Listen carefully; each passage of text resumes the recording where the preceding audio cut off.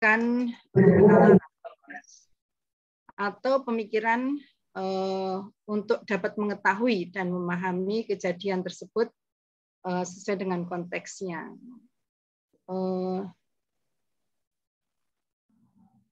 Ulul albab itu adalah personifikasi yang apa namanya tadi ada kriteria-kriterianya, dan ulul albab itu ya memang berasal dari Al-Qur'an ya. Jadi kalau ulul albab itu nggak tahu kalau selain perspektif Al-Qur'an itu perspektif apa lagi gitu ya. Karena yang berhak untuk menjelaskan dan mungkin mendeskripsikan secara detail ya ulul albab itu ya Al-Qur'an itu sendiri gitu.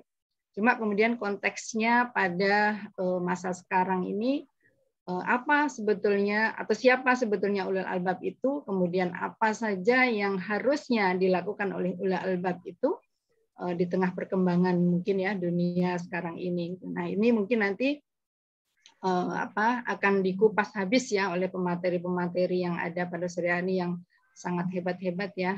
Profesor belum datang ya Pak Hamid? Sudah. Oh, sudah ya. Terima kasih Profesor Mahfud dan juga Dr. Hamid Zarkasih pada sore hari ini. Insya Allah kita akan menimba ilmu begitu atau berdiskusi membahas tentang ulul albab itu sendiri. Di sini sudah hadir narasumber kita yaitu Profesor Mahfud Solihin. Mungkin sedikit saya bacakan CV beliau. Ini kalau dibaca CV-nya ini sampai berhalaman-halaman ya, kalau dilihat dari pengalaman menulisnya, pengalaman penelitiannya, pengalaman seminar-seminar dalam forum-forum nasional maupun internasional ya, sudah tidak bisa dibacakan satu persatu lagi karena sangat panjangnya ya. Beliau ini tempat tanggal lahirnya di Klaten ya, 8 Juni 1973. Ini berarti jauh dari saya. Ini saya sudah sangat senior gitu ya. Kebetulan alma mater kita sama Prof. Cuma saya tahun 84 itu masuk itu. Kemudian jabatan fungsional saya di FEB Ekonomi tapi manajemen. Kalau Prof ini akuntansi ya. Jabatan fungsional sekarang ini adalah guru besar ilmu akuntansi. Beliau tinggal di Paradise, perumahan The Paradise F2 Jalan Palagan, Yogyakarta. Kalau alamat kantornya di Bulak Sumur. Kemudian pengalaman akademik, ya riwayat pendidikan S1-nya dari Gajah Mada, akuntansi, kemudian S2-nya University of Western Australia di bidang akuntansi juga, kemudian S3 di University of Bradford, bidang akuntansi juga. Ini wah istiqomah betul nih Profesor Mahfud ini. Istiqomah di bidang akuntansi ya. Kalau pengalaman di UGM dari 2016 sampai 2021 menjabat sebagai wakil dekan bidang akademik dan kemahasiswaan. Kalau di luar UGM banyak sekali juga ini ya. Sampai 2022 ini menjadi Ketua Dewan Standar Akuntansi Syariah Ikatan Akuntan Indonesia, kemudian juga Ketua Ikatan Ahli Ekonomi Islam Daerah Istimewa Yogyakarta atau IAI ya. Kemudian Dewan Pembina Masyarakat Ekonomi Syariah DIY dan Dewan Pakar ICMI Sleman. Itu mungkin sedikit ya dari CV beliau. Mungkin pertama kali saya berikan ke Profesor Mahfud dulu ya Pak Hamim ya. Ya, Prof. Ya. Untuk itu tidak berpanjang lebar, mari kita dengarkan bersama-sama pemaparan dari beliau tentang ulul albab. Mungkin beliau ini salah satu ulul albabnya juga ya yang sudah terbukti dengan segala pengalaman tadi ya, penulisan dan penelitian dan sebagainya. Silakan Profesor Mahfud, kurang lebih 20 menit mungkin ya waktunya. Terima kasih.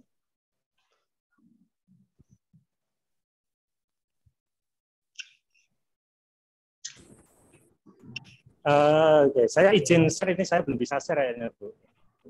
Oh, Oke, sudah bisa sekarang. ya, baik.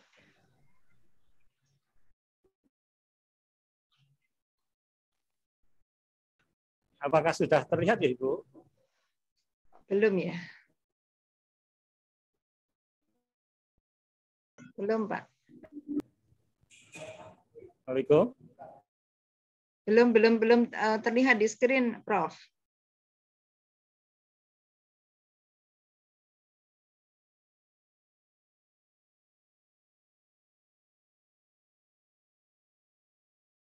Sudah co-host ya sebetulnya ya.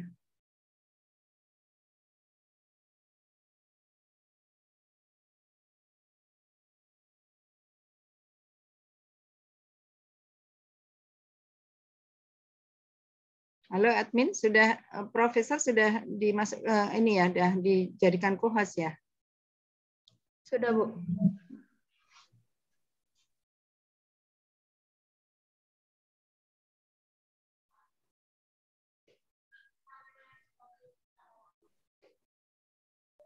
Ya, saya kira nanti menarik sekali ya. Beliau ini apa ya, pakar akuntansi tapi berbicara tentang ulul albab dalam perspektif Al-Qur'an. Ini nanti ada nyinggung-nyinggung akuntansi juga nggak nih, Bro?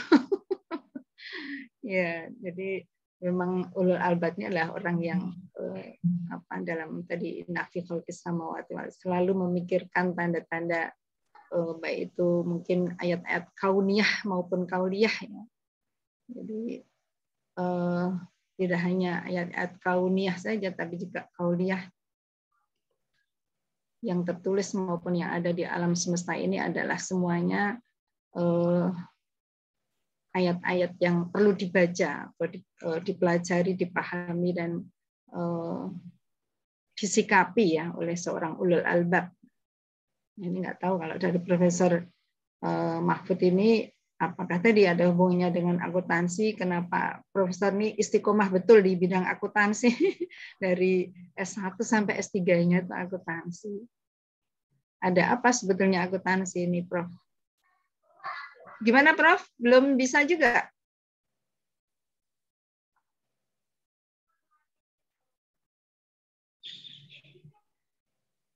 Halo, Prof.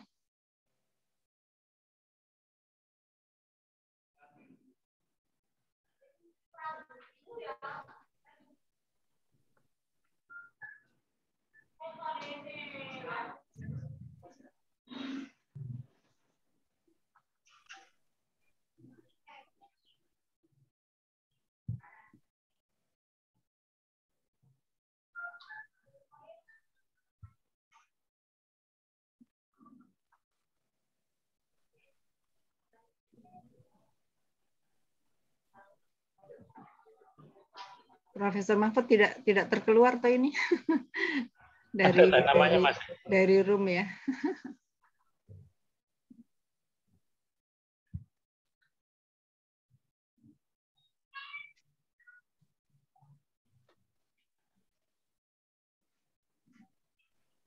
Atau mungkin mau di-shift sambil mempersiapkan diri, mungkin Pak Hamim dulu.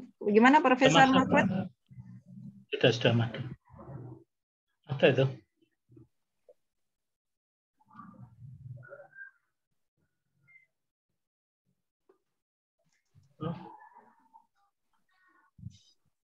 Sempat terpental apa?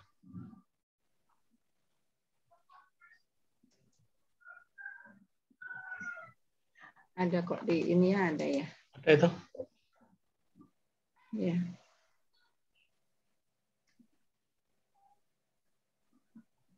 Mohon maaf, ini saya terpental keluar masuk. Oh, terpental ya. Ya, memang ini salah satu kekurangan ya dalam forum online seperti ini ya. Tanpa dikehendaki itu dia terpental dengan sendirinya nih. Untuk sharing screen-nya bagaimana, Prof? Ya, ini saya pakai handphone sudah bisa masuk. Yang komputer kok belum. Oh, ini gitu. Saya tadi kirim ke WA-nya Pak Kamim, tapi juga belum terkirim ini PowerPoint-nya. Sebentar. Oh, begitu. Yeah. Saya cek dulu.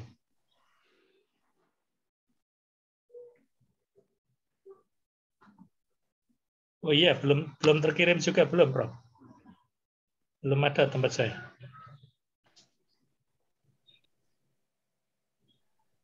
Karena masih di komputer tadi, sebenarnya kok saya koneksi Tapi ini begini sambil menyambung yang disampaikan Bu Surya tadi ya, moderator Surya tadi. Jadi saya ini sudah misalnya mengidentifikasi beberapa ayat ya yang di Al-Qur'an ulul albab itu ada 16 ayat itu. Jadi memang betul konteksnya itu macam-macam. Misalnya ada yang kaitannya dengan kisos, ada yang kaitannya dengan infak, sedekah. Kemudian yang paling masyhur mungkin ya Ali Imran 190 itu gitu ya. Tetapi sebenarnya ada ayat-ayat lain dan itu memang dikaitkan dengan peristiwa, termasuk terkaitannya dengan haji. Fatakun ya ulil albab itu misalnya itu juga. Nah artinya begini, kalau terkait dengan ulil albab ini sering disebut sebagai orang yang punya pikiran yang cerah gitu ya. Kalau Pak Quraisy Shihab itu mendefinisikan orang yang memiliki akal yang murni, ya, yang tidak terselubung oleh kulit, ya, kabut ide, melahirkan kerancuan dalam berpikir. Nah, kemudian sosok ulul albab itu juga tidak hanya kemampuan berpikir, tetapi juga harus ada kesucian hati ya untuk mengamalkan apa yang diketahui. Nah, itu saya kira satu poin penting juga yang harus kita pahami. Sebentar saya coba send ulang nih ke Pak Hamim.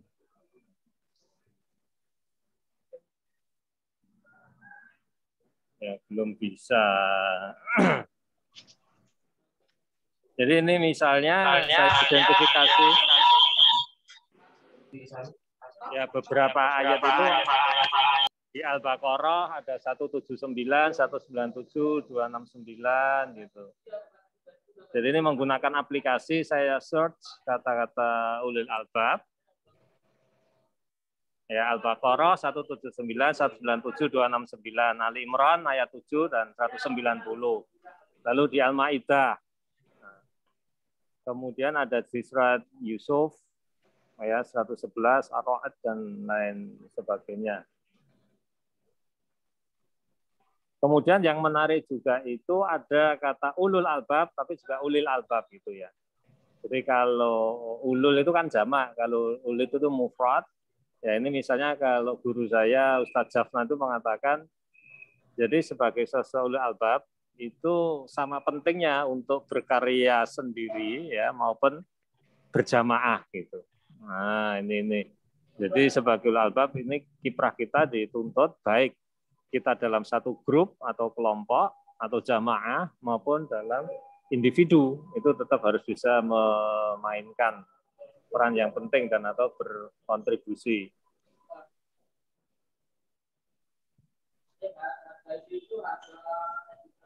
Ya misalnya kalau yang di Al-Baqarah yang tadi saya sebut itu ya, walakum fil qisas ya hayatu ya ulil albab la'allakum tattaqun. Kemudian menariknya juga ulil albab itu dikaitkan dengan kata-kata takwa dan zikir. Nah, jadi kalau tadi di depan ya kami sampaikan bahwa ulil albab tidak hanya berpikir tapi juga beramal. Ini kan kaitannya dengan takwa ya. Takwa itu ya harus berupa amaliyah gitu ya. Tidak cukup hanya dalam tahap pemikiran. Kemudian hal yang lain, kata yang mengikuti ulul albab itu adalah zikir. Wa ma yadzakkaru illa ulul albab misalnya. Artinya memang kita harus jeli ya, bisa mengambil pelajaran. Jadi makna zikir ini jadi kata zakkara yudzakiru ya, dari kata zikir. Ini juga di ayat-ayat Al-Qur'an ini kalau versi terjemahan Depak itu diartikan bermacam-macam. Ya. Jadi misalnya kalau yang di Al-Baqarah 269 ya itu yadzakkara wa ma yadzakkaru itu ya diartikan yang bisa mengambil pelajaran gitu. Kemudian kalau di Ali Imran itu juga sama, artinya mengambil pelajaran, gitu ya. Kemudian ada satu hal yang menarik juga, ulul albab itu ada di rangkaian dalam kisah Nabi yang secara eksplisit, misalnya ini di rangkaian kisah Nabi Ayub, Nabi Yunus, kemudian juga Nabi Musa. Nabi Musa ini kaitannya misalnya dengan Taurat. Ya, jadi Ini saya berpikir mestinya kita juga ada ahli ya yang mempelajari selain Al-Quran, tentu saja juga mempelajari kitab-kitab Taurat yang terdahulu. Karena di sana juga banyak pelajaran. Kemudian kalau dalam kisah Nabi Ayub ini di surat 43 misalnya, bahwa habna lahu ahlahu mislahu ma'ahum rahmatan minna wa dzikra liulil albab.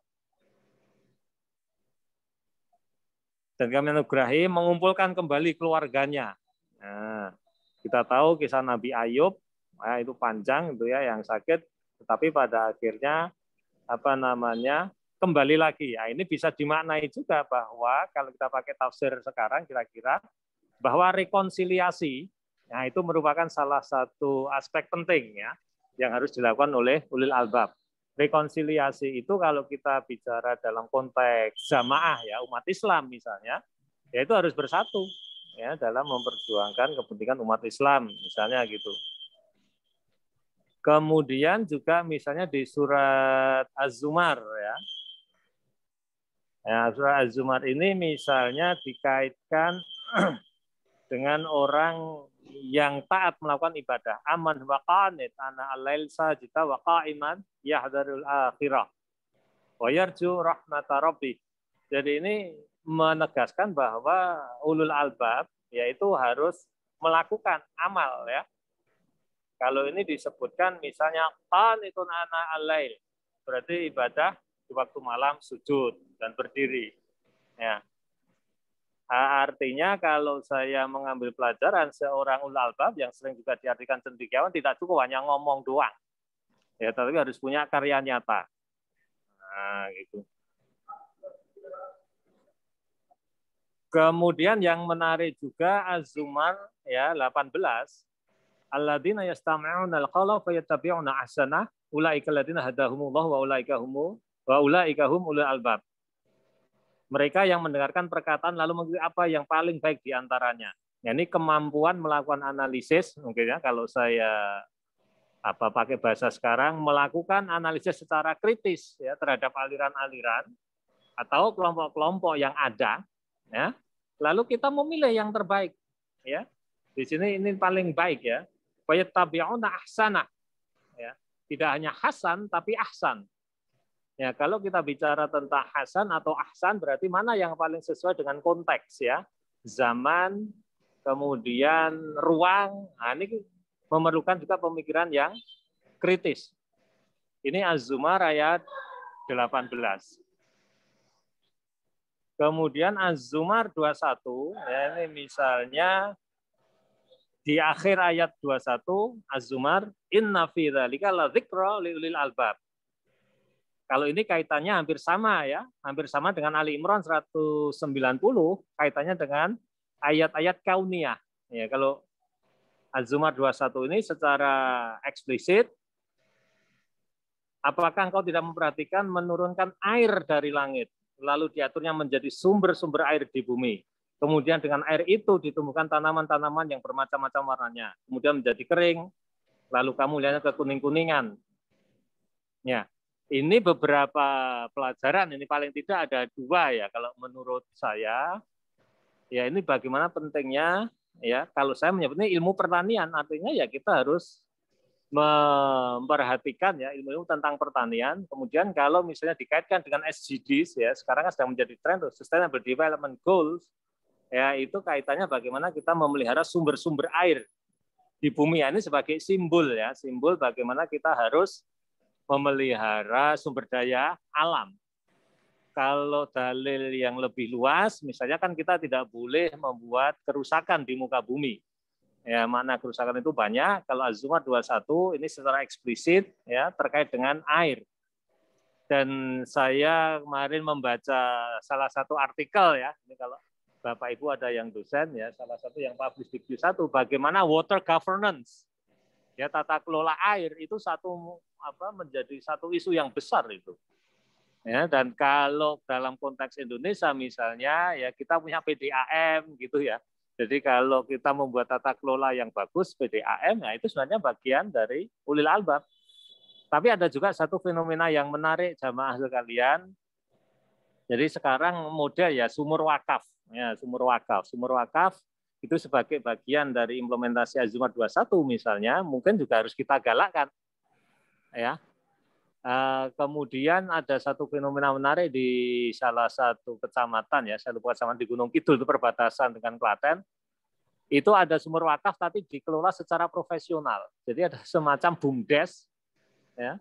Saya kira ini layak kita tiru, ya, semacam BUMDes mengelola air dan sustain gitu loh. Biasanya ya kalau kita berkontribusi ya pengadaan air bersih gitu kan, itu pakai tangki. Mohon maaf kalau menyebut daerah Gunung Kidul kan sering menjadi destinasi ya untuk sumbangan air, tetapi pemikiran yang lebih cerdas itu misalnya kita wakafnya berupa sumur sehingga lebih sustain. Nah, gitu. Oke, kemudian surat Ghafir 54 itu tadi saya sampaikan kaitannya dengan kitab Taurat. Kemudian At-Tolak 110 ini ya.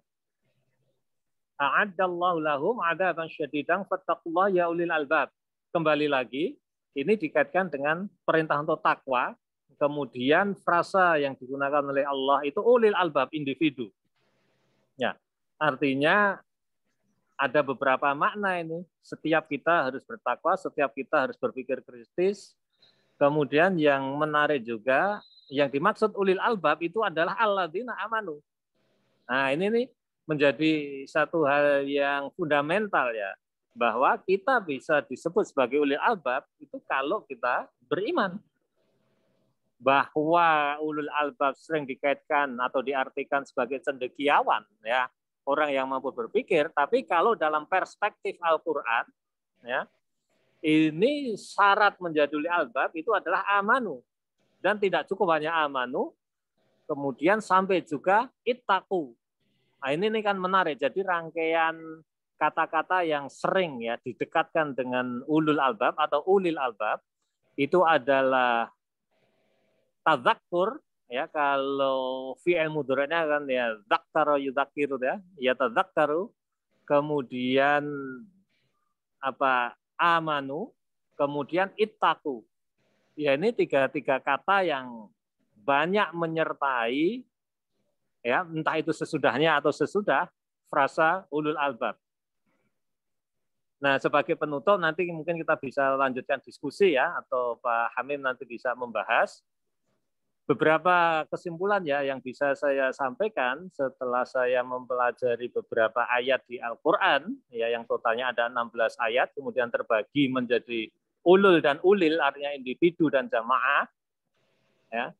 Itu bahwa seorang ulul albab itu harus beriman ya, syaratnya iman, kemudian zikir ya, zikir dengan berbagai kata bentukannya ya.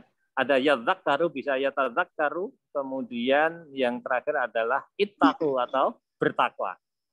Nah, ini saya kira beberapa poin ya, yang penting ya, yang perlu saya sampaikan, dan mungkin nanti jamaah juga bisa berbagi tentang pemahaman, mungkin membaca tafsir-tafsir yang lain ya. Saya juga sudah berusaha membaca tafsir, berbagai tafsir ya. Nah, itu secara umum kok sepakat begitu para mufasir ya. 3 kata kunci yang penting dalam ulul albab tadi, sekali lagi ya, iman, zikir dengan berbagai bentukannya, kemudian takwa. Kemudian yang tidak kalah penting ya, seorang cendekiawan ya itu tidak hanya omdo bahasa anak sekarang ya, omong doang, tetapi juga action. Karena kalau kita hanya omong doang itu kena sindiran Allah juga ya. Kabura maqtan 'indallah an taqulu ma la taf'alun. Ya. Saya kira itu sementara, kami kembalikan kepada moderator untuk diskusi. Mohon maaf ini saya masih berusaha share materi saya. Semoga nanti bisa. Terima kasih Ibu. Yeah. Terima kasih Prof. Mahfud. Prof. Mahfud Solihin. Tadi memang rasa-rasanya banyak sekali ya poin-poin, walaupun tadi disebutkan 16 ayat ya di dalam Al-Quran ya, tapi konteksnya itu ternyata tadi kan bermacam-macam sekali ya, ada kaitannya dengan tadi siroh bahkan ya, kemudian dengan amal, takwa dan sebagainya, dan garis besarnya tadi di stressing point dari Profesor Mahfud tadi ada iman, zikir, takwa, dan action di situ tadi dalam ulul albab itu. Nah, rasanya memang ini sangat kontekstual sekali dengan situasi sekarang ini.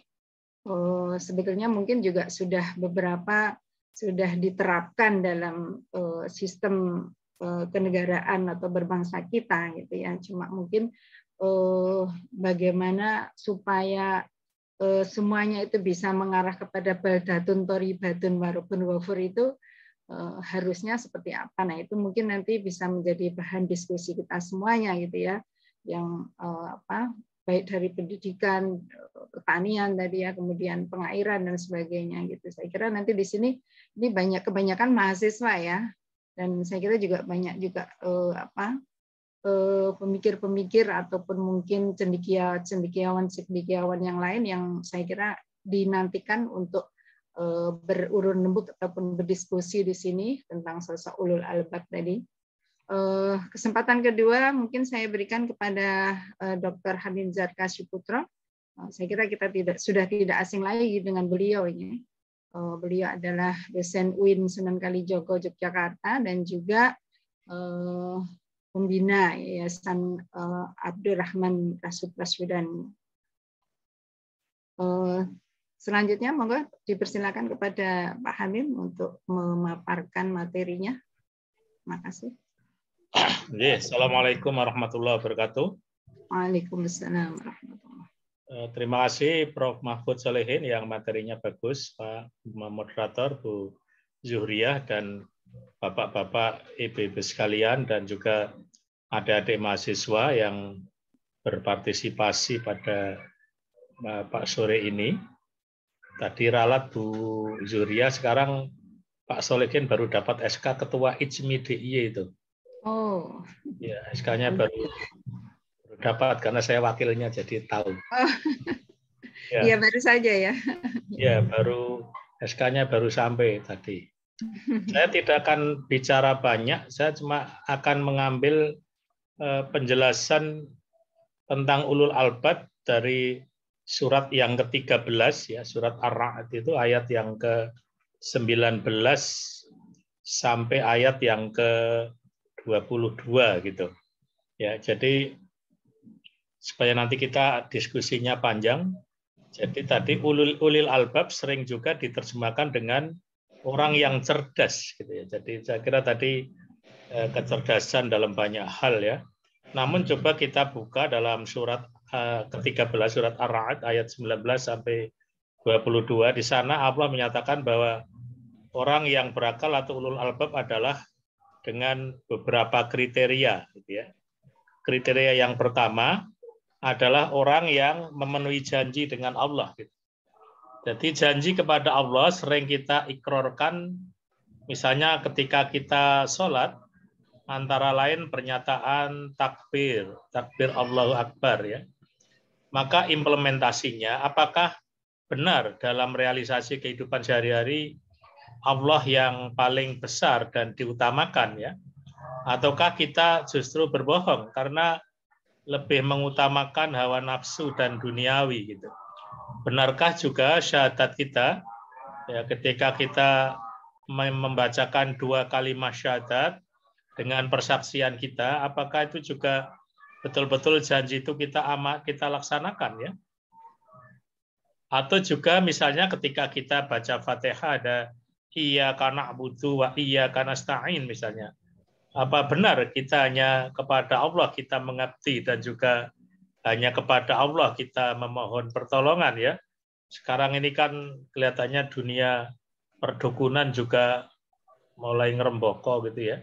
Itu artinya memenuhi janji kepada Allah. Ini satu saja kriteria ulil albab, ini sudah perlu kita melakukan semacam evaluasi gitu. Apakah betul-betul kita sudah menjadikan hanya Allah yang maha tinggi, yang maha mulia gitu ya, yang maha besar, kemudian yang lain kecil, atau justru kita mempersandingkan dengan tauhid selain Allah SWT dalam kesibukan kita sehari-hari misalnya. Nah, kemudian kriteria yang kedua adalah orang-orang yang tidak merusak perjanjian. tidak merusak perjanjian dalam arti perjanjian dengan Allah dan juga perjanjian dengan sesama manusia. Merusak perjanjian dengan Allah misalnya, saat datang panggilan adzan, apakah betul kita malah kadang-kadang menunda-nunda sholat, seakan-akan ada hal yang lebih penting dan utama, dan juga segala perbuatan yang melanggar hukum Allah seperti berghibah atau bergunjing, melihat yang dilarang dan sebagainya. Ini kan sebenarnya kebiasaan-kebiasaan yang sebenarnya merupakan hal yang bisa merusak perjanjian kita dengan Allah dan juga perjanjian kita dengan sesama manusia. Dan yang berikutnya, yang ketiga, siapa itu ulil albab adalah orang-orang yang menghubungkan apa yang diperintahkan Allah agar dihubungkan. Hal ini antara lain misalnya menghubungkan tali silaturahim, ya, tali persaudaraan. Juga dalam sholat misalnya kita menghubungkan antara bacaan lesan kita, penglihatan kita dan pendengaran kita dengan hati agar tercipta kekhusyuan dalam sholat kita. Ya, jadi orang-orang yang menghubungkan tali kepada apa yang diperintahkan oleh Allah, misalnya tali dengan sesama manusia, itu tadi adalah hablum minallah minan nas itu tadi. Bagaimana kita menjaga silaturahim, dan kita sekarang di bulan Syawal ini kan bulan silaturahim, ya. Saling bermaafan, dan kalau dalam tuntunan agama ya saling bermaafan, saling menjalin tali silaturahim, tidak harus hanya di bulan Syawal, tapi ya di 12 bulan itu. Kemudian juga bagaimana kita ketika menghubungkan dengan Allah dengan cara belajar untuk khusyuk dalam sholat kita, gitu. Nah, untuk bisa khusyuk salah satunya ya kita belajar memahami apa yang sedang kita baca ketika kita sedang melaksanakan ibadah sholat itu misalnya, gitu ya. Kemudian yang keempat, siapa itu ulil albab adalah orang-orang yang takut kepada Tuhannya, takut kepada Allah Subhanahu wa taala. Jadi orang yang takut tidak akan sholat dengan serampangan dan tergesa-gesa, juga tidak akan tidur semalaman tanpa membaca Al-Quran, dan akan mampu bangun untuk qiyamul lail, untuk menegakkan ibadah malam. Nah, di luar itu kita harus waspada, tertipu dengan perasaan kita sendiri dan juga godaan-godaan setan, gitu ya. Jadi sebagaimana kita ketahui bersama bahwa setan itu di dalam menggoda manusia itu juga dengan berbagai macam cara, ya. Ada yang nanya tipu daya, ada yang namanya nakut-nakuti dan sebagainya. Yang itu kesemuanya hanya bisa dikalahkan kalau kita takutnya hanya kepada Allah saja, sehingga hal-hal yang lain tidak ada yang memberikan ketakutan yang tanpa alasan, gitu ya. Dan yang kelima adalah selalu saja ketika bicara tentang ulil albab itu berkaitan dengan keyakinan dengan kehidupan pasca kematian itu. Orang yang takut kepada hisab yang buruk, dalam sehari semalam berapa banyak kita merenung persiapan akan hari kiamat itu, apakah kita selalu merasa aman-aman saja? Jadi betul apa yang disampaikan oleh Imam Al-Ghazali ketika ditanyakan apa yang paling dekat dengan manusia, ternyata memang kematian. Kematian seseorang yang merupakan kiamat sugro, gitu ya, yang memberikan pelajaran kepada kita. Dan kita sering menyampaikan bahwa manusia modern ada yang kena penyakit miopis, penyakit rabun jauh, tidak bisa melihat kehidupan pasca kematian. Oleh karena itu, kalau kita lihat dalam hadis Nabi, itu keimanan kepada akhirat, kepada hari akhir itu selalu dikaitkan dengan keyakinan kepada adanya Allah itu. Artinya suatu konsekuensi logis, gitu ya. Jadi ketika misalnya barang siapa yang beriman kepada Allah dan hari akhir, maka na yu'minu billahi wal yaumil akhir falyasil rahimahu. Barang siapa yang beriman kepada Allah dan hari akhir, dia akan menjalin tali silaturahim misalnya. Nah, kemudian yang keenam, siapa itu ulil albab adalah orang yang sabar semata mengharap ridha Allah, orang yang sabar karena Allah akan tetap berwajah cerah meski di tengah dengan ujian yang banyak dari Allah SWT ya. Jadi kalau kita lihat bahwa kehidupan sekarang ini kan kehidupan yang penuh dengan ujian, penuh dengan tantangan dan sebagainya. Nah, disitulah kita kemudian diuji oleh Allah. Apakah kita memiliki kesabaran ya? Yang dalam bahasa agama kan sering kita kalau dalam bahasa sehari-hari kan selalu mengatakan ya saya ya sabar, tapi kan sabar itu kan juga ada batasnya. Padahal kalau dalam tuntunan agama ya sabar yang tiada batas gitu ya.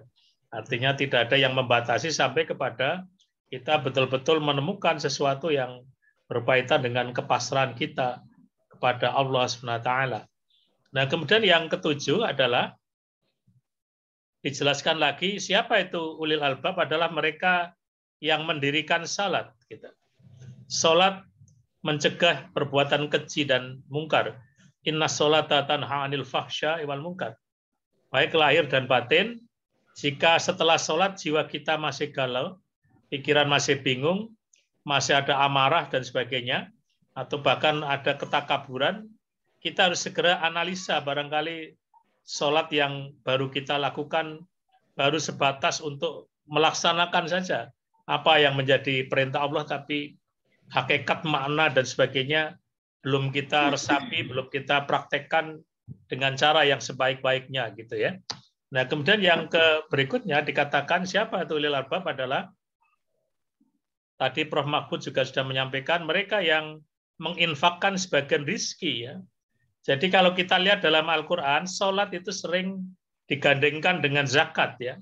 Sholat yang tidak menghasilkan kemampuan memberi manfaat kepada yang lain itu patut dipertanyakan gitu.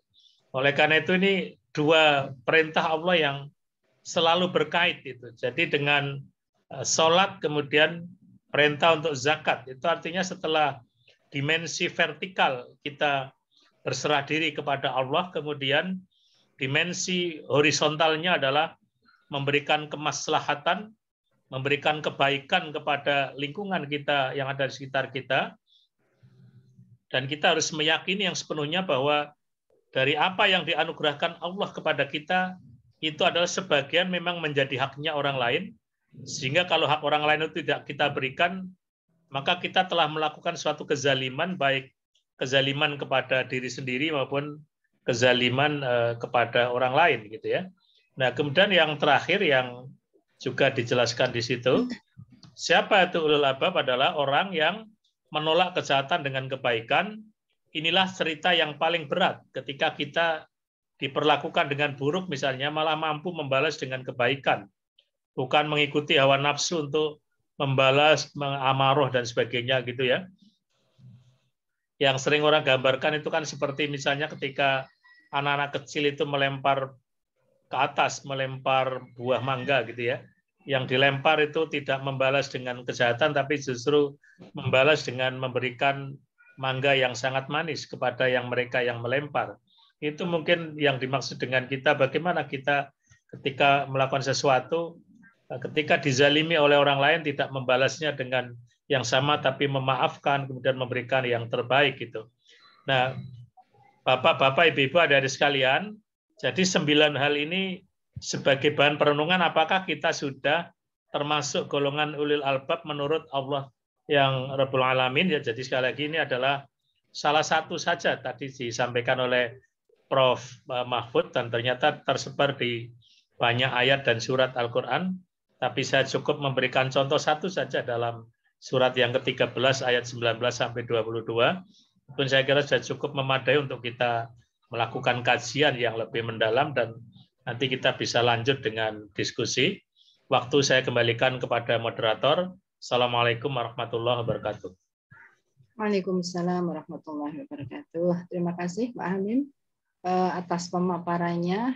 Ya, memang kurang lebihnya sama ya dengan yang disampaikan oleh Prof. Mahfud tadi. Memang karena ayat-ayat yang menyebutkan dalam Al-Quran itu juga ada 16 tadi ya. Jadi di situ saya membayangkan gitu sosok ulul albab itu ya seseorang yang kayaknya itu syamil ya, insan syamil yang sudah dia kafah gitu ya, melaksanakan semua apa yang diperintahkan oleh Allah dan juga yang dilarang oleh Allah gitu ya.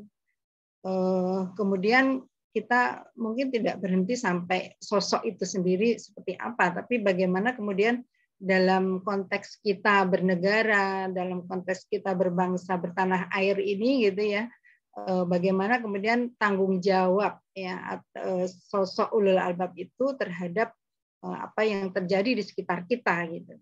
Ya, saya kira apa tadi kalau dikatakan oleh Profesor Mahfud bahwa dalam ulul albab itu kan kita ada konteksnya itu kalau ulil itu tadi mufrad ya yang sendiri-sendiri, ulul tadi jamak gitu ya. Dan kita memang dalam diri pribadi kita sendiri kita menyempurnakan sosok kita secara individual, tapi juga dalam konteks berjamaah kita juga harus apa ya boleh dikatakan merapatkan soft kita gitu kan untuk kemudian kita berbuat sesuatu yang menuju ke arah yang lebih baik seperti itu. Saya kira konteksnya ulul albab seperti itu ya. Nah, saya kira di sini mungkin hadir banyak para cendekiawan juga ya, juga mahasiswa. Saya kira ini adalah mahasiswa ini juga terkenal kan dengan apa kekritisannya gitu ya, karena memang ketika masih muda itu kan punya idealisme yang mungkin apa ya sangat apa banyak sekali gitu ya, segala sesuatunya idealis, harus idealis gitu. Cuma mungkin nanti kalau ketika terjun ke masyarakat, ke dunia nyata seperti itu, kemudian terbentur pada realitas-realitas yang ada gitu, yang kadang-kadang itu berbenturan ataupun mungkin justru menghambat idealisme itu sendiri gitu ya. Nah, monggo silahkan ini dari mahasiswa maupun mungkin juga para alim ulama yang mungkin hadir, cendekiawan juga di sini silahkan untuk berdiskusi secara apa bersemangat ya untuk apa namanya pembahasan sore hari ini. Tadi saya lihat di apa di kolom itu sudah ada yang raise hand kalau nggak salah ya. Safa itu memang raise hand atau kepencet aja ya, Saudara Safa? Tadi saya lihat raise hand tapi nggak tahu kadang-kadang itu konteksnya apa suka kepencet aja gitu. Tidak jadi ya, tidak jadi ya. Raise hand-nya udah hilang. Oke, baik. Silakan dari para hadirin semuanya untuk berpartisipasi bisa ditujukan ke Profesor Mahfud maupun ke Dr. Hamim Zarkashi. Silakan dari kolom chat kayaknya belum ada ya yang ini ya. Ini dari Profesor Mahfud sudah mengirimkan apa? Materinya ya di kolom chat, jadi silahkan apa hadirin boleh dibuka kolom chat kemudian boleh di-download gitu. Oh, ini dari Profesor Mahfud juga ada gangguan suara ya. Jika ada pertanyaan bisa via chat. Ya, karena mungkin beliau tidak bisa mendengarkan secara clear gitu ya pertanyaannya. Silakan. Boleh dibantu admin, mungkin ada yang raise hand atau mungkin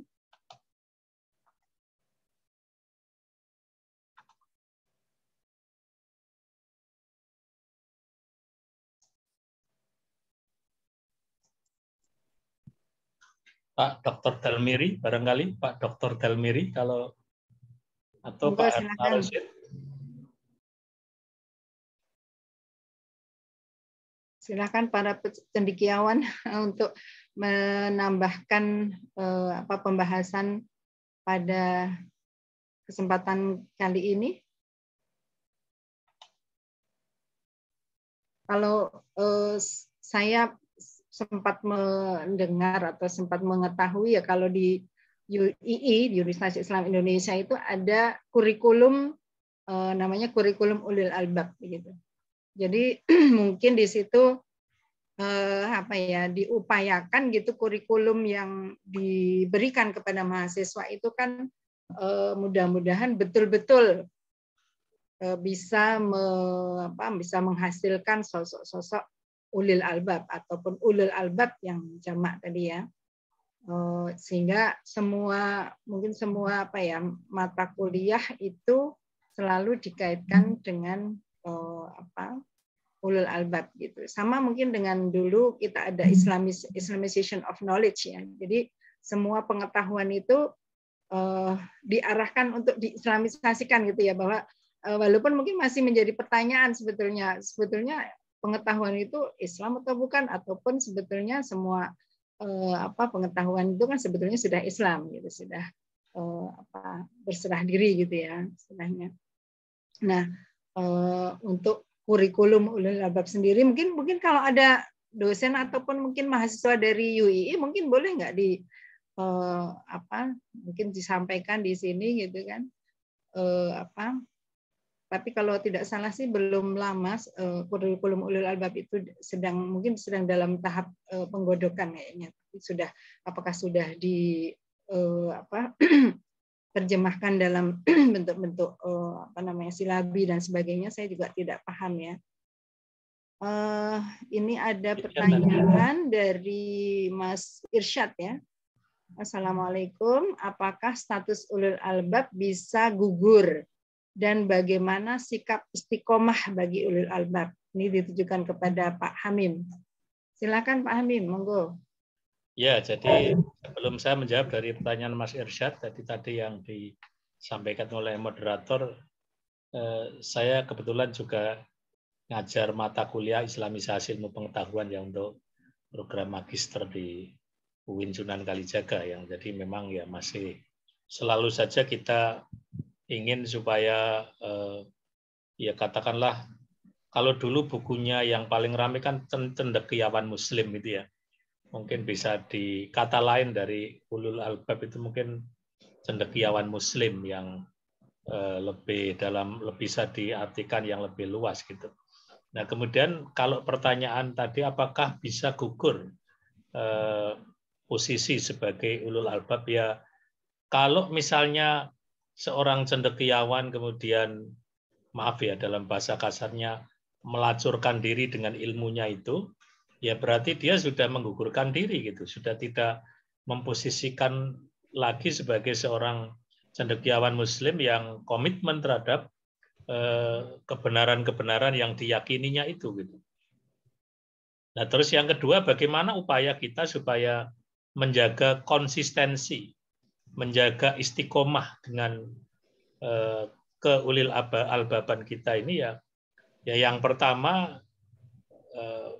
sumber ajaran agama kita yaitu Al-Quran dan As-Sunnah jangan sampai kita lepaskan, dan yang kedua kita harus banyak-banyak berinteraksi dengan orang-orang yang tawadhu dan orang-orang yang baik, sehingga nanti kita akan senantiasa mendapatkan kontrol ya dari lingkungan, sehingga kita akan senantiasa berhati-hati dengan apapun yang kita kerjakan dan apapun yang kita laksanakan, sehingga akan memberikan efek yang positif ya, akan memberikan nilai lebih bagi lingkungan yang ada di sekitar kita. Dan kita tadi disampaikan oleh Bu Moderator, kita di samping bisa membaca ayat-ayat kauliyah, juga ayat-ayat kauniyah ini juga jauh lebih penting gitu ya. Artinya apa yang terbentang di alam raya termasuk kita sendiri gitu ya. Artinya kita sebagai manusia ini juga termasuk ayat-ayat kauniyah yang harus dipelajari ya. Artinya ketika Allah itu menciptakan segala sesuatu kan kesimpulannya tidak ada yang tidak bermanfaat, tidak ada yang berguna, bahkan berbagai macam apa yang kita pandang sebagai sesuatu yang membahayakan bagi manusia ternyata nanti justru akan melahirkan suatu temuan-temuan teknologi baru yang bisa melakukan antisipasi terhadap hal-hal yang dipandang sebagai sesuatu yang membahayakan kepada manusia gitu. Saya kira itu komentar saya, Bu Zuhriah. Mungkin kalau ditambah oleh Prof. Anu juga mungkin tidak apa-apa. Monggo. Monggo Profesor Mahfud mau menambahkan. Oh, ini saya tulis di ini. Tapi beliau sudah baca ini ya, chatnya mestinya ya. Karena diminta untuk chat gitu. Silakan Prof menambahkan.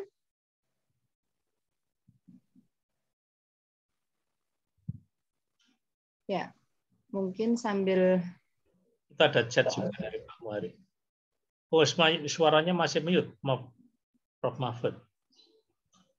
gimana? Suaranya belum dibuka. Oh, masih termute kan.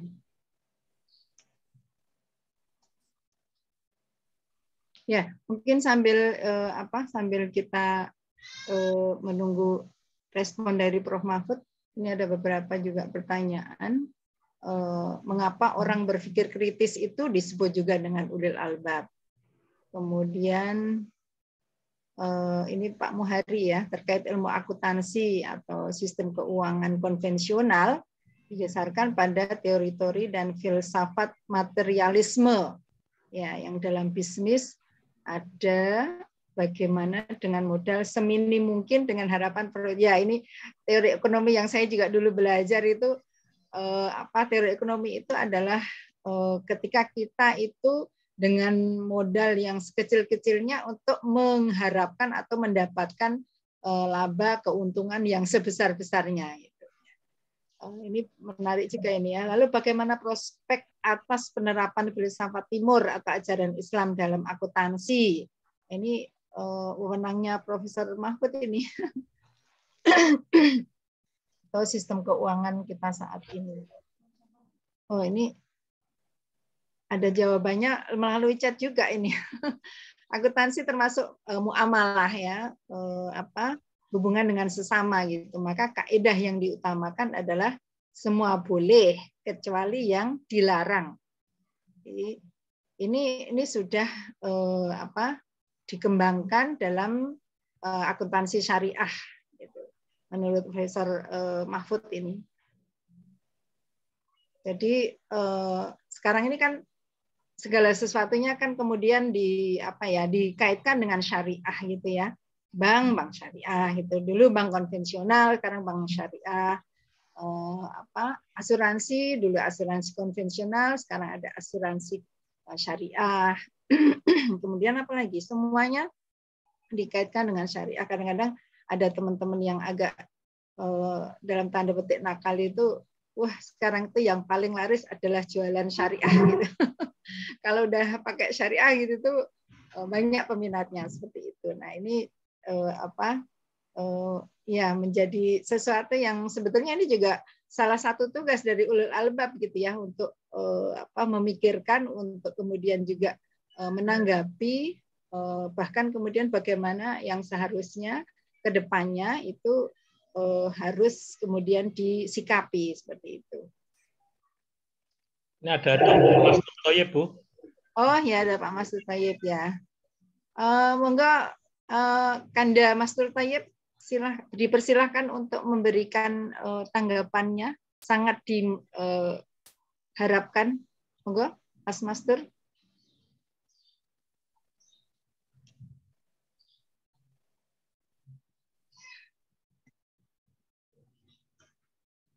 Assalamualaikum warahmatullahi wabarakatuh. Waalaikumsalam warahmatullahi wabarakatuh. Matur nuwun. Gimana mencurinya? Ini baru gabung ini, maaf. Dari Tangerang ini. Ya. Oh ya, ini aktivis kita ini, walaupun sudah senior ini, tapi masih mobile sekali ya, Mas Master. Ya, alhamdulillah. Ya, kan. Jadi insan ulil albab itu memang menjadi satu tipe ideal ya bagi kita semuanya, ya kan? Dan itu adalah sesuatu yang sifatnya gradual, artinya ya, pencapaian insan ulil albab itu tidak sekaligus menjadi insan yang sempurna, tetapi perlu pentahapan-pentahapan ya. Sejak dia menjadi seorang, katakanlah seorang kader ya, pada suatu komunitas atau organisasi tertentu atau suatu gerakan ya dari umat ini ya, dalam rangka dakwah, hizbah dan jihad fisabilillah. Ya.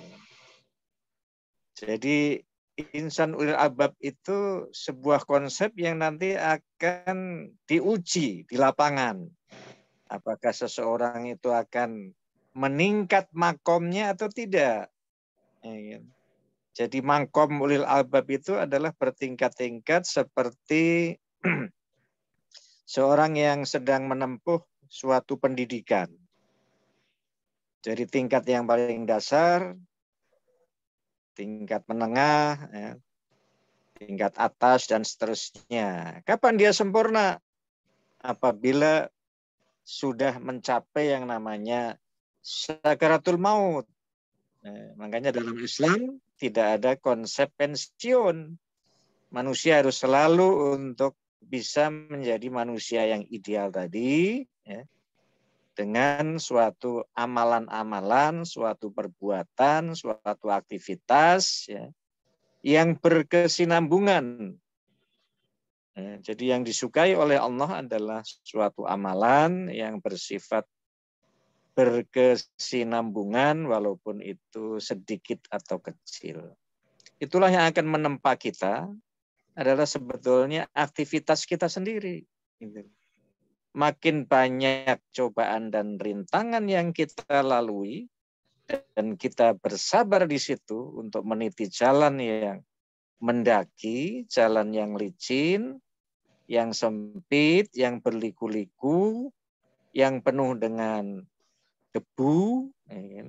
Itulah jalan yang bagi seorang ulil albab, ya, sehingga nanti pada akhirnya dia akan mencapai, kalau orang tasawuf mengatakan sebagai insan kamil, yaitu suatu kesempurnaan dari jiwa manusia yang kemudian ketika dia tercabut nyawanya itu, kemudian akan diseru oleh Allah dengan suatu seruan yang sangat indah, yaitu bagaimana kita diseru pada satu tingkatan yang disebut dengan nafsul mutmainnah, pencapaian suatu nafsu yang sempurna dalam segala-galanya, yang di sana adalah terhindar dari segala macam kehinaan, kejelekan, kekumuhan, dan seterusnya, dan seterusnya. Itulah sekedar komentar singkat dari saya, Mbak Juria. Mudah-mudahan ada manfaatnya bagi kita semuanya. Terus semangat. Wassalamualaikum warahmatullahi wabarakatuh. Waalaikumsalam warahmatullahi wabarakatuh. Terima kasih Mas Master Tayyib atas pencerahannya ya. Ini kalau beliau ini sudah insya Allah sudah betul-betul konsep ulul albab itu sudah built-in di dalam diri beliau ya. Apalagi ini kan seniornya HMI ini. Jadi kalau HMI ini ada identik begitu dengan sosok ulul albab seperti itu, karena memang di dalam HMI dari training jenjang-jenjang trainingnya itu memang sosok ulul albab ini menjadi betul-betul menjadi stressing point seperti itu. Ya, jadi tadi saya membayangkan ya bahwa sosok ulul albab tadi adalah suatu konsep yang terus menerus begitu ya, tidak berhenti di satu titik gitu ya tadi, bahwa ya berhentinya kalau kita sudah ajal tadi. Mungkin ini juga agak mirip dengan konsep mabrur gitu ya, Mas Master ya. Orang itu nggak bisa satu ketika saya sudah mabrur atau Anda sudah mabrur seperti itu, nggak bisa gitu, karena pembuktian dari mabrur itu sendiri itu nanti ya gitu sepanjang life long-nya gitu, jadi sepanjang hidupnya gitu kan. Jadi betul-betul juga konsep ikhlas, saya kira ikhlas itu juga seperti itu, mungkin bisa ikhlas di awal, tapi mungkin di tengah-tengahnya nanti ataupun di akhirnya tidak gitu, karena godaan kemudian membicarakan amal-amalnya sebelumnya gitu ya. Mungkin di awal-awal belum ikhlas, tapi kemudian menata diri, kemudian lama-lama mengikhlaskan dengan seikhlas-ikhlasnya seperti itu. Jadi ini adalah konsep yang dinamis seperti itu ya. Oh ya, ini silahkan untuk hadirin semua yang memerlukan ini, yang sudah ada link presensi ya. Saya kira ini mungkin nanti diperlukan terutama untuk mahasiswa-mahasiswa dan siapapun yang memerlukannya. Mungkin silakan dari audien, mungkin ada lagi yang ingin bertanya ataupun mungkin memberikan tanggapan ataupun tambahan pencerahan dan sebagainya. Silahkan, terbuka. Ini mohon maaf nih dari Profesor Mahfud nih jadi agak terhambat ya kita komunikasinya ya, padahal kita sangat berharap dari ilmu beliau yang ini. Saya agak cukup tertarik dengan istiqomahnya Profesor Mahfud di bidang akuntansi gitu kan. Ada mungkin di dalam tulisannya di internet itu kan kenapa sampai tertarik akuntansi, itu pun sendiri sudah menjadi cerita yang menarik dari Profesor Mahfud sebetulnya ya. Tapi dengan sangat menyesal ini tidak bisa berkomunikasi secara intens seperti itu karena ada gangguan-gangguan komunikasi online seperti itu. Dari kolom chat belum ada pertanyaan. Saya lihat. Pak Ahmad Haris Kurniawan. Oh, monggo silakan. Monggo Pak Ahmad Haris. Ya, silakan. Assalamualaikum. Waalaikumsalam warahmatullahi wabarakatuh. Alhamdulillah. Warahmatullahi wabarakatuh. Sebelumnya minal aizin wal faizin para ustadz semuanya, mohon maaf lahir batin ya, masih suasana lebaran. Terima kasih. Sama-sama. Baik, sebenarnya ini ya, sebenarnya bukan pertanyaan, meminta ini tanggapan aja ya. Jadi kebetulan pas lebaran kemarin ya, kebetulan saya sempat ke Jogja, silaturahmi dengan Prof. Suharsimeari Kunto ya, sempat diskusi juga mengenai perjalanan beliau di dunia pendidikan dan juga tentang pengaruh guru-guru beliau juga untuk membentuk beliau seperti sekarang ini, seperti itu. Nah, saya akhirnya coba merenung ya. Jadi kan untuk menjadi seorang insan yang kafah ya, peran guru itu kan sangat penting sekali. Dahulu informasi-informasi yang kita dapat, ilmu-ilmu yang kita dapat itu bisa kita langsung dapat dari guru kita, biasanya seperti itu. Hanya saja dengan perkembangan teknologi sekarang ini, kita banyak sekali guru ya. Guru bisa dikatakan ada Mbah YouTube, lalu ada juga profesor Instagram seperti itu dan yang lain-lain. Sebenarnya memang ada kelebihan dan kekurangan ya tentang banyaknya informasi, khususnya kita mendalami tentang keislaman, kita mencoba untuk menjadi seorang insan yang kafah dan juga menjadi insan yang memiliki akal yang memang seharusnya. Yang ingin saya tanyakan sebenarnya bagaimana ini ya, sejauh mana teknologi dalam membentuk kita ya memiliki akal ataupun akhlak yang mulia ya. Karena gini, kalau umpamanya dulu ya kita umpamanya syiar mungkin bisa secara langsung, kita bisa langsung diskusi, ada permasalahan apapun bisa kita luruskan.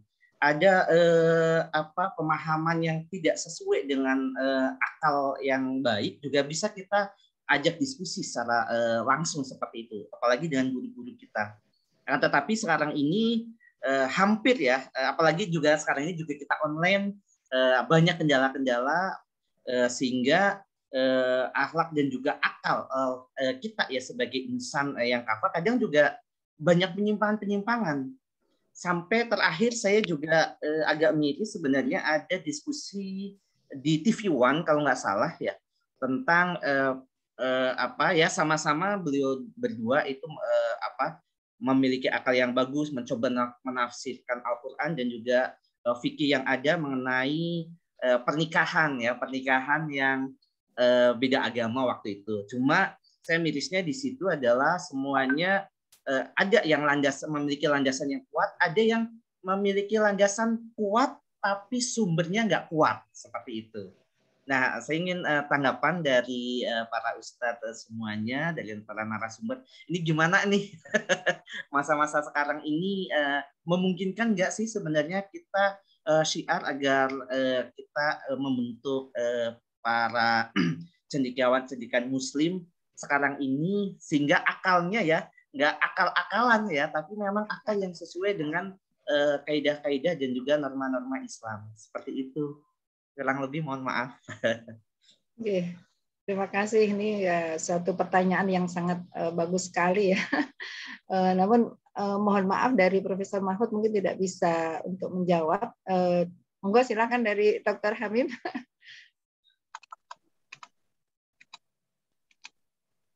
Ya, Pak Hamim. ini sekaligus juga ada pertanyaan, apakah yang dimaksud orang-orang yang berakal dalam ya. surat Al-Imran ayat 191. 90. Oke, ya.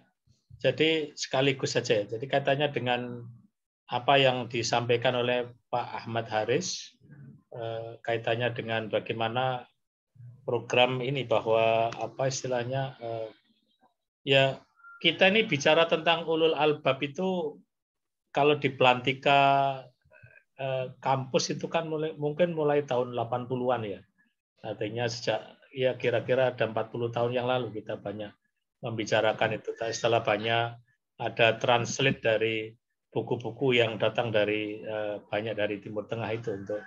Nah, kemudian ini juga sekaligus untuk memberikan semacam apa ya? Kalau dulu itu kan kalau orang membedakan, kalau yang namanya ulama itu kan hanya mereka yang ahli dalam bidang agama gitu ya.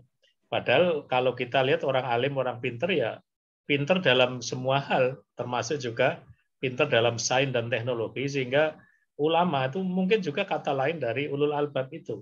Orang yang berilmu, orang yang alim itu, orang yang pinter itu ya.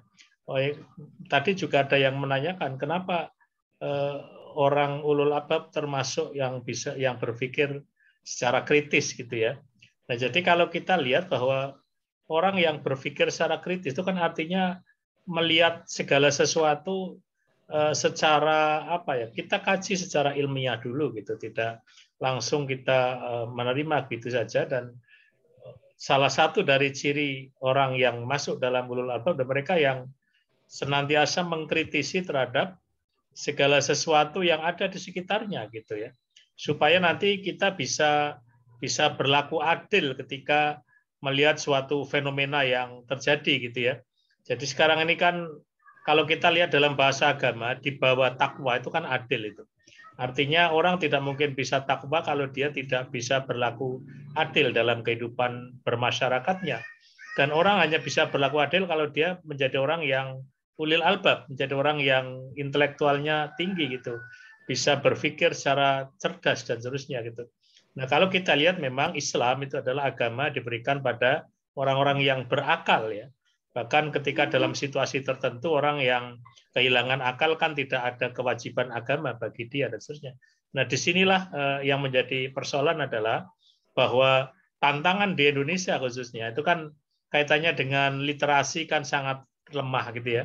Sehingga saya kira termasuk program ISF Kamis Sore segala ini kan juga termasuk untuk literasi umat, supaya umat segera untuk bisa berpikir kritis, bisa melihat situasi secara jernih, sehingga mereka nanti akan tampil untuk memberikan kemanfaatan, tidak saja kemanfaatan kepada dirinya sendiri, tetapi yang jauh lebih penting adalah sebagaimana pesan agama, siapa orang yang paling baik adalah mereka yang paling banyak memberikan kemanfaatan kepada banyak orang gitu. Dan itu juga salah satu dari kriteria orang yang masuk dalam kelompok ulil albab itu.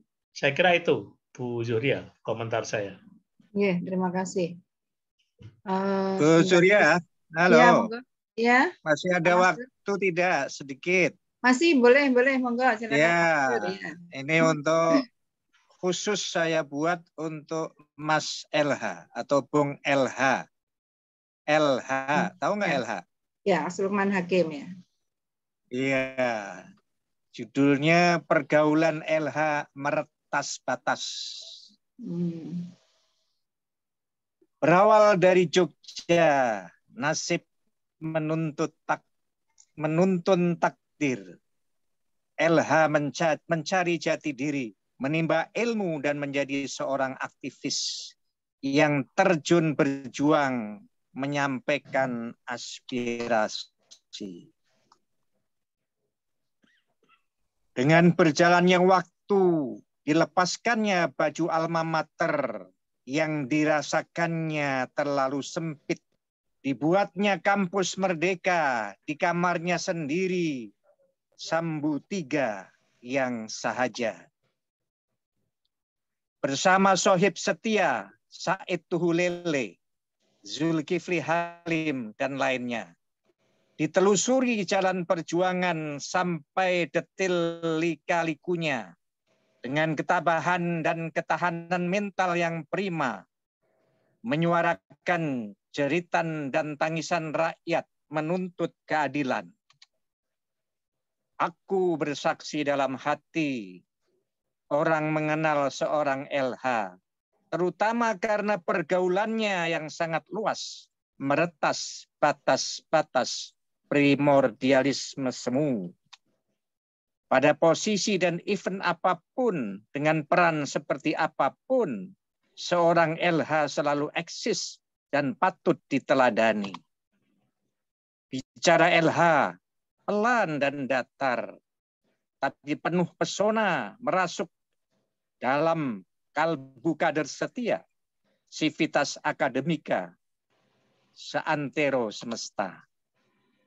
Dagen 16 jadi saksi ketika LH menjadi nahoda, kemudian kapal Nusa, arungi Samudra Raya, tanpa cemas dan galau, menuju taman impian, hanya dengan satu kata dan perbuatan. LH lahir dari keluarga bulan bintang cemerlang. Lalu Allah mempertemukannya dengan tokoh-tokoh bangsa dan bersama-sama menebarkan kebaikan. Ketika berkiprah di Dewan Dakwah, kedekatan dengan tokoh sekaliber Muhammad Nasir dan lainnya telah memberikan kontribusi dalam dirinya untuk andil dalam kancah kehidupan yang menyentuh kepentingan umat dan bangsa. Ketika uban sudah menjalar, suara berubah parau, pandangan semakin kabur, tapi semangat prima terus menyala. Kalahkan generasi manja, tiada pernah lelah dan jengah. LH terus mengawal perjuangan. Kesunyian diri terus ditepis dengan aktivitas yang aneka. Pada gunung menggunung di gelanggang pertarungan, LH terus melawan kebatilan, memenangkan kebenaran.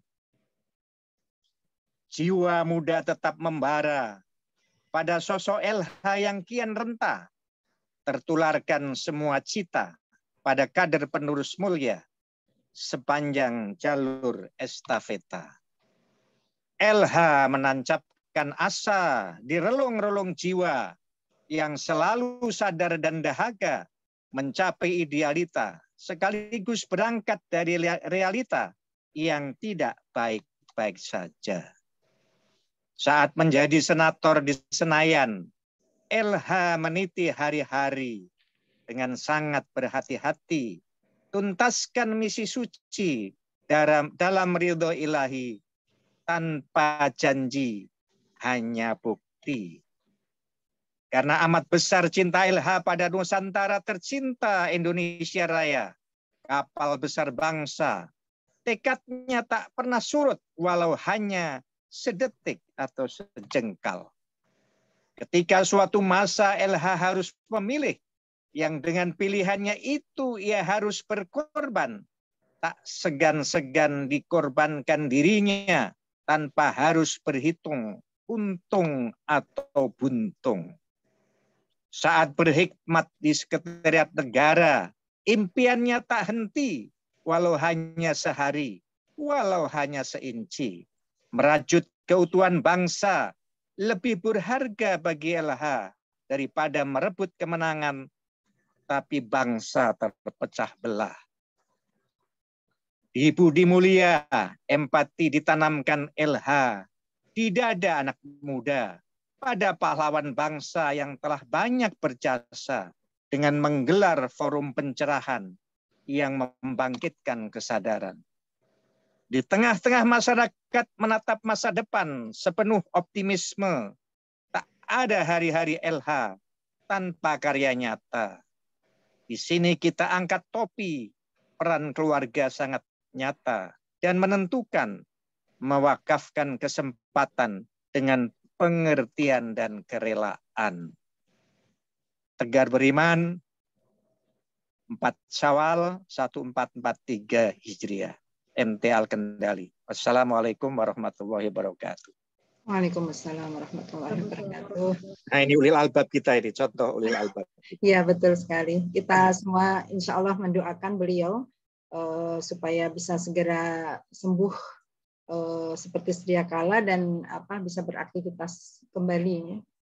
Insya Allah mudah-mudahan besok ini katanya Pak Hamil sudah boleh keluar dari PKU ini. Insya Allah mudah-mudahan walaupun masih harus tetap terapi terus ya. Baik, karena ini waktu juga sudah mendekati pukul 5. Mungkin ada di antara kita yang puasa masih nyawal ataupun mungkin puasa Senin Kamis seperti itu, mungkin nanti bisa untuk bersiap-siap. Saya kira mungkin kita akhiri forum kita pada sore hari ini. Pak Hamim perlu closing statement? Ya, jadi saya kira persoalan yang berkaitan dengan mungkin catatan sekitarnya, mungkin banyak yang nggak ngerti tadi puisi yang dibacakan Dr. Mastur Thoyib itu kan LH itu nama Lukman Hakim, itu penulis yang sangat produktif yang sekarang sedang diuji oleh Allah sakit di PKU. Mudah-mudahan kita juga mendoakan beliau segera sembuh dan katanya besok pagi sudah boleh pulang untuk artinya Amin. perawatan di rumah, fisioterapi di rumah gitu ya. Dan saya kira menjadi tanggung jawab kita bersama untuk bagaimana melanjutkan perjuangan dari teman-teman yang ingin menunjukkan kepribadian Muslim yang sesungguhnya, yang dalam bahasa tadi sampaikan sebagai ulil albab, yang saya kira menjadi capaian harapan kita bersama supaya kita memposisikan diri orang yang mau belajar, mau berpikir tentang apapun yang ada di sekitar kita, sehingga kita termasuk menjadi golongannya ulil albab yang senantiasa memikirkan segala sesuatu yang ada di sekitar kita dan akan semakin mendekatkan diri kita kepada Sang Maha Pencipta. Apalah artinya ilmu yang luas kalau tidak semakin mendekatkan diri kita kepada Al-Khaliq, maka itu termasuk ilmu yang tidak benar, yang ilmu yang tidak dimiliki oleh seorang ulil albab gitu. Saya kira itu tambahan saya, Bu Zuria. Terima kasih. Baik, terima kasih Pak Hamim. Informasi dan closing statement-nya. Saya kira dari saya mungkin tidak usah berpanjang lebar untuk membuat kesimpulan. Mudah-mudahan apa yang kita bahas pada sore hari ini bermanfaat bagi kita semuanya. Yang jelas kita memang harus selain berpikir, kemudian berpikir dan membaca ayat-ayat kauniyah dan qauliyah, kita juga harus berbuat. Gitu. Itu jangan lupa antara amal gitu. Tadi amalnya itu bisa sholat, sedekah dan sebagainya, itu harus kita lakukan sedemikian rupa sehingga kita betul-betul konsisten pada sosok ulul albab itu sendiri yang dengan kriteria yang sudah disebutkan dan sudah kita bahas pada sore hari ini. Saya kembalikan kepada Mbak Yuyun atau bagaimana? Mungkin dari saya cukupkan sekian. Saya mohon maaf secara pribadi atas mungkin kesalahan dan kekhilafan saya selama memandu forum Islamic Studies Forum pada sore hari ini. Saya akhiri billahi taufik wal hidayah. Assalamualaikum warahmatullahi wabarakatuh. Waalaikumsalam warahmatullahi wabarakatuh. Terima kasih kepada Ibu Moderator, Ibu Zuhria.